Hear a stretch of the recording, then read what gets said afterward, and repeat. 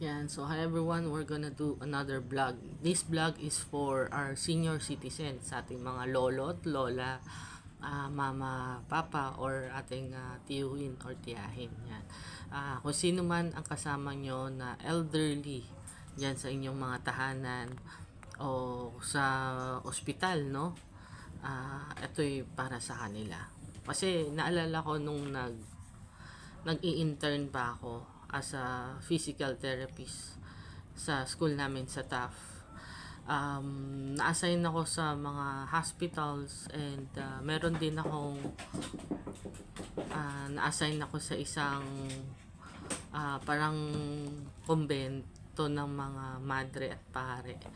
Yan. And doon talagang makikita mo sila na yung mga senior doon na hindi na sila lumalabas ng rooms nila, pero nang mag-isa, kumbaga kailangan may therapist talaga na maglalabas sila or ilalabas sila, no, para magpaaraw, umupo kasi lagi na lang nakahiga yung mga yan. And naalala ko nung sinabi ni Barbara O'Neill yung regarding about sa ating mga senior. So eto, this is a reminder sa ating mga minamahal na senior, no, kahit yung mama ko, although mama ko ngayon nasa brother ko, siyang aasikaso sa mama ko. And priorly kasi she was staying with me, so kahit pa paano naasikaso natin siya, no? But right now, hindi ko siya naasikaso. So, inisip ko na baka nasa loob lang siya ng bahay, hindi siya lumalabas. So, I'm also doing vlogs na baka hindi lang, yung iniisip ko hindi lang para sa mother ko, baka rin para sa mga pasyente, no? Kasi I also have a lot of clients or mga charity patients na tinitreat natin, yung mga walang pambayad, yung mga yung mga wala talaga, as in food nila problema na eh, parang ganon, gamot and diaper, lalong parang burden yung everyday, parang ang hirap kumita, no? Sana marami tayong pera para marami tayong matulungan, pero yun nga, yun sa mga tao na may enough, more than enough, na pwede nyo naman i-share yung mga blessings nyo, ibigay nyo po sa mga ano yan, sa mga baka pwede nyo pong i-share, no, sa ating mga hospitals, lalo na nangangailangan ng mga operations, ng mga gamot, 'di ba? Yan sa mga taong in need yan, no? Marami tayong handle na stroke patients, sana 5 na yata ngayon. Tapos meron tayong mga may problem like cancer, meron ding may kidney problem, meron din iba-iba, marami. So, yun. If you're also planning to help us out, kahit sa church, no, we're also having our community na mag-share ng gospel ni Papa G o ni Papa God sa mga areas na hindi masyado pinapasok ng mga Christians. Sa mga Muslim areas yan, meron tayong mga pastor na naka-delegate yan. Shout out kay Pastor Loem Juarez, yan ang naka-assign ngayon sa Tandang Sora branch natin. He's doing the ministry sa mga Muslim areas, yan. And sana pagpalain pa tayo ng Panginoon para makapag-minister pa sa ibang area. We also have other pastors like sila Pastor EJ and Pastor si Tatay, who's doing a lot of work outside sa namin, sa not just in our community, no, kahit sa labas. And meron din tayong mga mga barangay na seminars na hiniheld. I think this Wednesday, kailan ba? Wait. Okay. Wednesday yun alam ko. So we're gonna have a seminar held on sa barangay regarding sa mga worker or parang mga nagko-conduct yung pastor natin ng seminars sa mga barangay workers, yan. Iba-iba yan, pero kasama na doon yung ministry natin sa church. So ang pinakahabol natin is to minister to them and mas mapalapit sila sa Panginoon. So, napakadaming ginagawa sa church right now, and we're hoping na magampanan natin lahat ang mga dapat magawa, no? And with your help na viewers namin, we're also um, we're also asking for any kind or donations that you would be able to share sa ating church or sa ating ministry sa ginagawa po namin dito sa online, may it be on Facebook or YouTube. And we're doing this actually not to kasi hindi kami talaga na monetize, no, sa may it be YouTube or Facebook. Pero ginagawa ko po to hindi lang para ma-monetize. So ginagawa talaga natin to share the gospel ni Papa G and to touch the hearts ng mga tao na baka may problema, baka yung topic natin would be relevant to you or to them, parang ano. Yan, yung mga alaga ko yung maingay pala, pagpasensyahan nyo na. Yung maingay, inhit na pusa, actually nasa oops.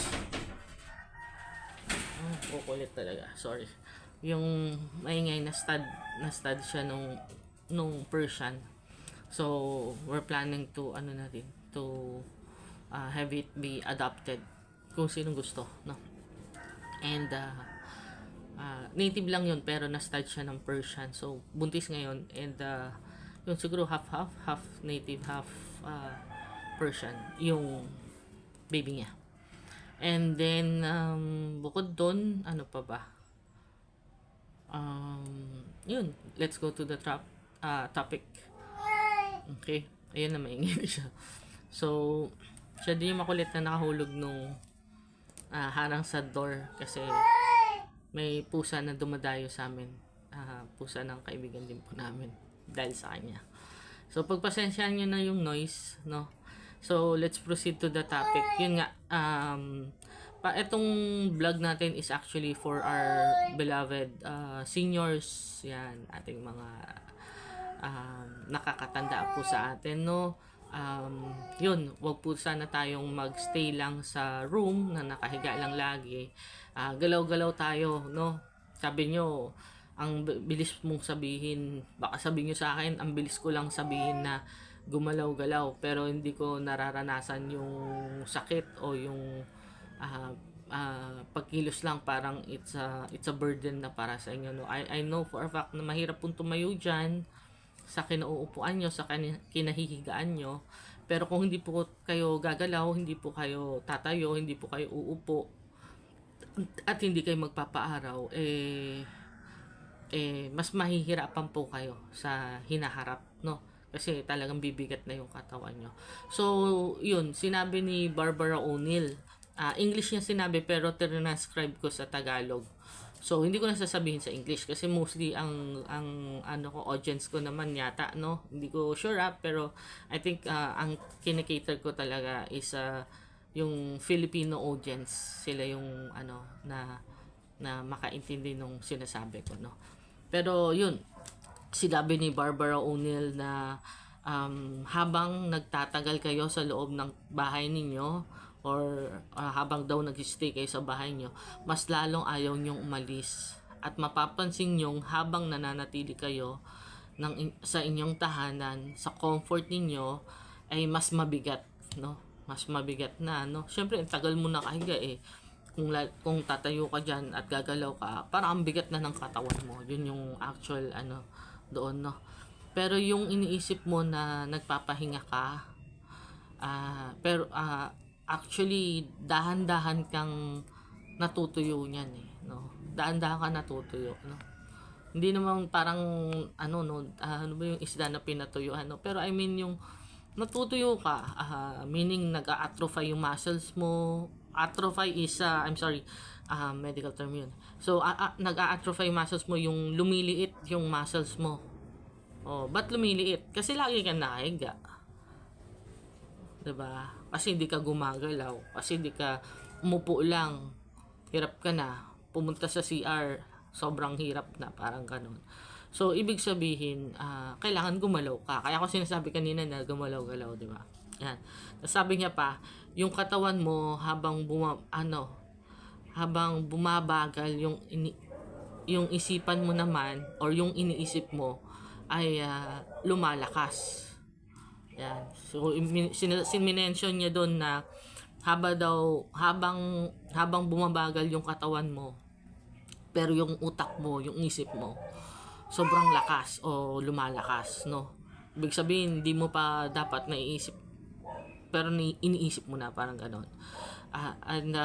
Dumadating sa punto na binabalikan mo na yung mga nakaraan. Yan.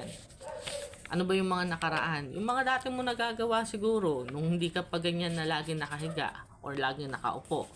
'Di ba? Ano pa yung mga nakaraan mo? Yung mga things na usually ginagawa mo. Parang ganun dati.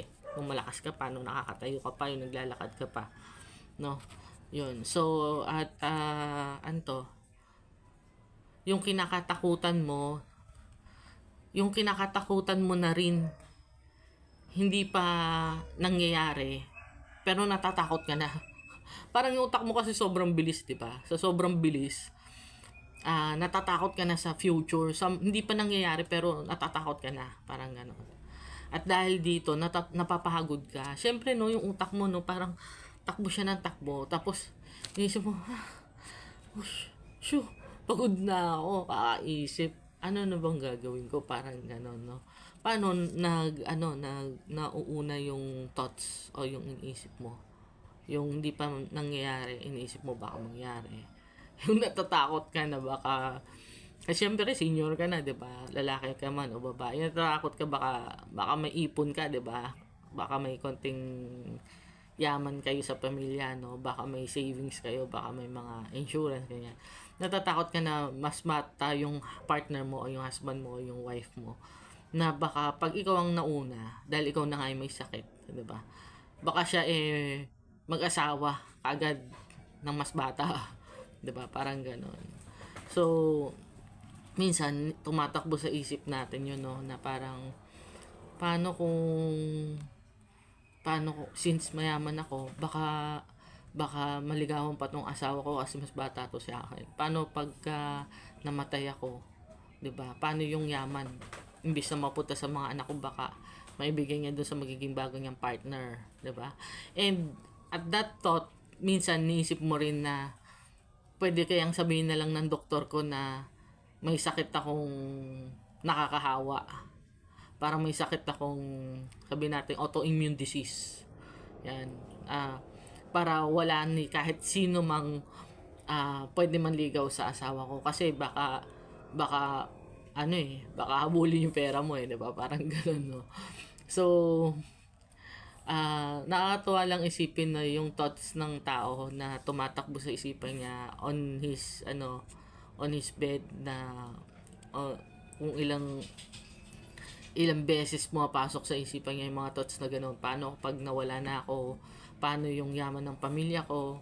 Paano sa mapupunta? Parang gano'n, no? Maraming palang paraan, no, na may magagaling actually ng mga artista, no, kahit sa US o dito sa atin, para yung mana or yung inheritance ng family is manatili sa mga anak, parang ganon. Diba nilalagay nila, usually kasi mayaman, nilalagay yan sa trust, Ayan, nalihis na tayo, nilalagay yan sa trust. Ba't nilalagay sa trust? Para hindi na matax ng government, no? Kasi ganoon ang ginagawa ng mayayaman, nilalagay sa trust. And naglalagay sila ng will, o nagsusulat sila ng will, no? And doon sa will, usually hinahati nila yung mga assets nila or yung mga properties, yan, o yung pera nila, kung ilang milyon mapupunta sa asawa ko, sa anak ko, ganyan-ganyan. But the thing is, with others, ginagawa nila, yung magagaling talaga. Kasi ako, kuyari ako, mayaman ako, tapos mamamatay na ako, 'di ba? Ang gagawin ko siguro yung ginawa ni Robbins ba yun, yung parang sa anak niya ginawa niya. Ang ganda kasi nun, yung kung hindi niyo pa alam, ang ginawa niya, wala makukuha yung mga anak niya. Pag namatay siya, wala pang makukuha yung anak niya. Parang kailangan matapos nila yung college nila. At pagkatapos nila mag-college, kailangan nila magtrabaho ng 2 years, 2 years sa local job lang. Yung hindi sobrang lalaki ng sweldo. Yung sakto lang, parang 30,000 lang yung kailangan kitain nila. Parang ganon. And kailangan makatagal sila ng 1 year lang yata yung kanya, 1 year lang pala. Hindi niya naman ganun pinahirapan yung anak niya, 1 year lang para malaman daw ng mga bata paano kitain yung pera talaga. Hindi yung parang patay na daddy niyo, ito ng pera, bala na kayo kung paano nyo gagastusin, para ganun, hindi sure kung paano, di ba? Yung iba naman ginagawa yan, parang binibigyan sila mga negosyo para tumakbo pa rin at kahit wala na yung magulang nila, matuto silang aralin kung paano palakarin yung mga negosyo. Pero yung iba, tulad ni Robbins, ang ganda talaga kasi hindi niya hinayaan yung anak niya na hawakan yung inheritance o yung pera niya. Kundi, ang ginawa niya is kailangan matapos nila yung college. Tapos kailangan mag-work sila ng parang ordinary job lang. Yun. Para matuto ng yung value, para matuto yung bata ng value ng pera. Para pagka lumabas na yung inheritance niya, alam niya paano niyang gagamitin, 'di ba? Kumaga magiging na rin siya, parang streetwise, parang gano'n, no? O street smart, parang gano'n. Parang hindi nga basta lang gagastusin yung pera kasi alam niya paano ipunin yung pera o paano paghirapan yung pera. Okay. 'Yun. So balik na tayo doon sa topic natin na wala tayo. So ito, kahit na yung simpleng bagay ay mahirap gawin. Ibig sabihin, pag tayo, pag upo, ang maikling paglalakad ay nakakahapo o nakakapagod, no? Ang pagpapaaraw, yung mag-ano ka lang sa sunlight, pakaramdam mo malaking effort or pagkilos yun. Actually, yung na-mention ko kanina na mga inaalagaan namin na senior na mga madre. Ako na-assign ako sa madre kasi babae ako. Yung sa mga lalaki naman is sa mga pare, no? So, sa mga madre,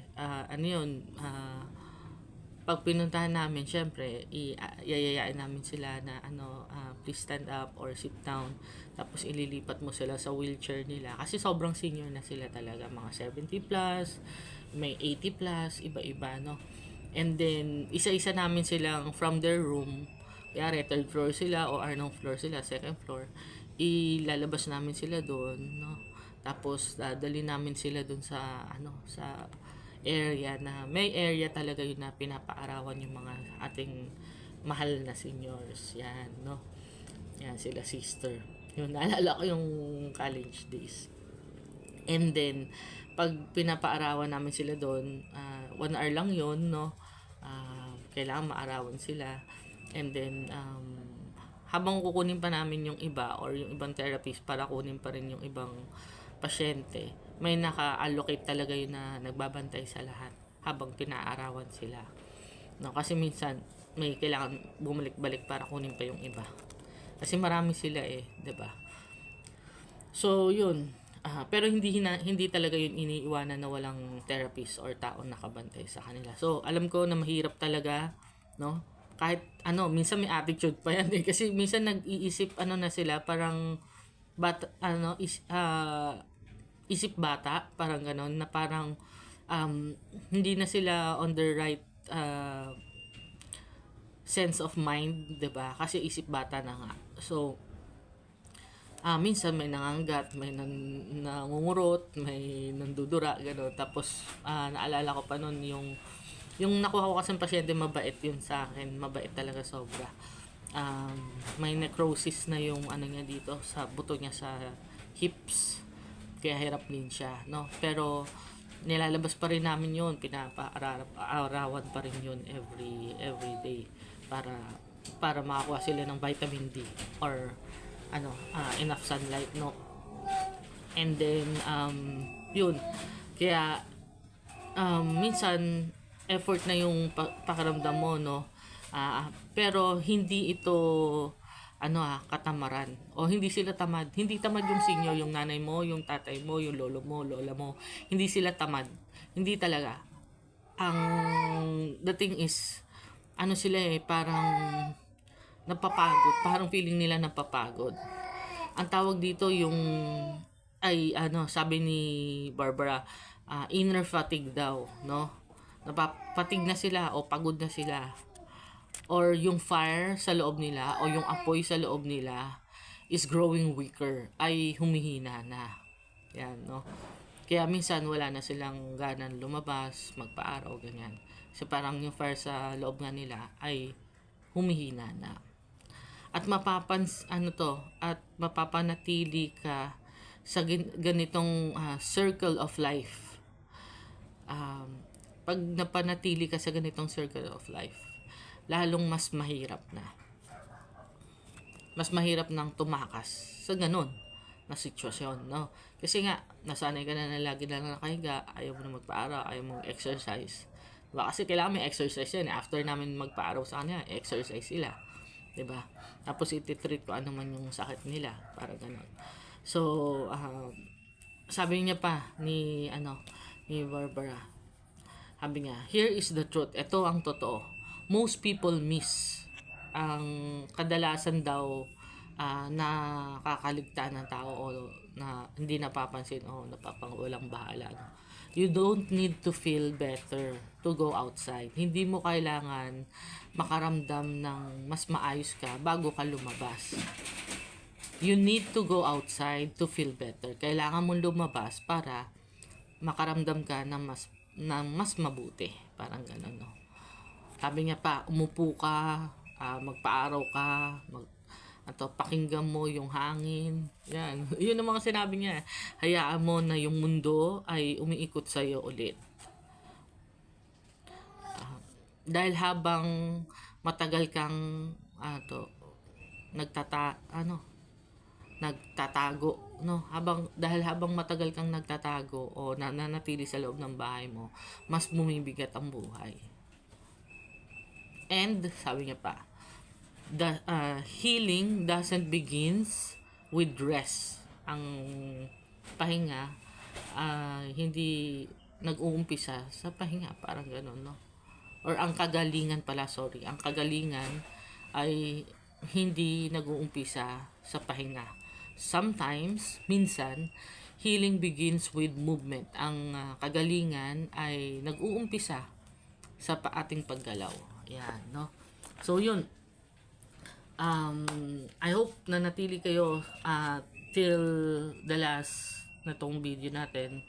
Kasi, I'm sure na makakatulong sa inyo to. I hope na na-encourage ko kayo na huwag kayong magstay mga mami, daddy sa loob ng tahanan nyo. Labas po tayo, magpa-araw, umupo, no?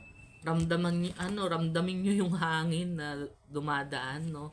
At para maramdaman nyo na buhay pa kayo. Kaysa naman yung para kayong kandilang nauupos na nakahiga na lang dyan sa inyong mga kama. Yan, no? So, we love you very much and I hope you stay well po lagi. And huwag niyo pong hahayaan na magkulong lang dyan, no? Ano man yung